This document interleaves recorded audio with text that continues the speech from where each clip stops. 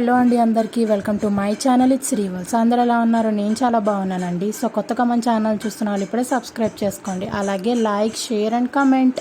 So ఈరోజు మన video వచ్చేసి ఉగాది పచ్చడి చేయడం ఎలా అనేదండి. సో ఇక్కడ చూస్తున్నారు కదా, వేప పూతండి ఇదంతా. సో దీన్ని అయితే తీసుకొని కొమ్మ నుంచి ఇలా పువ్వులు అయితే సపరేట్ చేసామండి.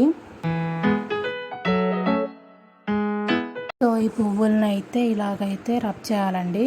సో అప్పుడు పూరేకలు అయితే సపరేట్ అవుతాయి. దాన్ని ఇలా చెరగాలండి.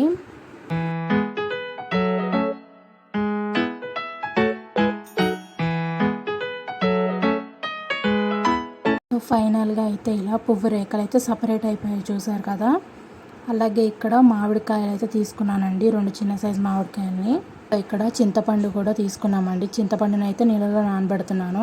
సో చింతపండు వచ్చేసి కొంచెం చిన్న నిమ్మకాయ సైజ్ అంతా తీసుకోండి. అలాగే ఇక్కడ మామిడికాయలను అయితే చిన్న చిన్న ముక్కలుగా కోసేసుకున్నాను. అండ్ బెల్లాన్ని వచ్చేసి తరిగి పెట్టుకున్నాను. ఇక్కడ మామిడికాయలనేమో మిక్సీలో వేసుకొని ఇలా అయితే పేస్ట్ లాగా చేసేసుకున్నానండి.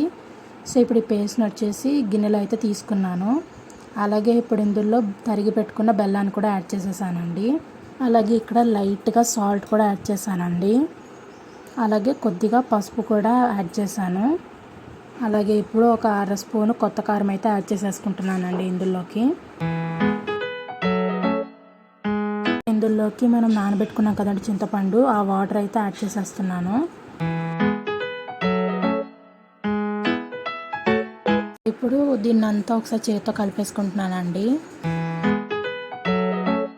ఇప్పుడు ఇందులో ఫైనల్గా వేప పువ్వు రేకలను అయితే యాడ్ చేసేస్తున్నానండి ఇందులోకి. అలాగే కిస్మిస్ అండ్ జీడిపప్పు కూడా యాడ్ చేసేసానండి. ఇప్పుడు వీటిని అంతటిని కలిపేసుకుంటే టేస్టీ ఉగాది పచ్చడి అయితే రెడీ అయిపోయిందండి. సో ఎస్, దీని టేస్ట్ అయితే సూపర్ ఉందండి. సో మీరు కూడా ట్రై చేసి ఎలా వచ్చిందో కామెంట్ సెక్షన్లో తప్పకుండా చెప్పండి. వాళ్ళ వీడియో ఇంతే అండి. Thanks for watching. అండ్ మన ఛానల్ని ఇప్పుడే సబ్స్క్రైబ్ చేసుకోండి. And always keep smiling.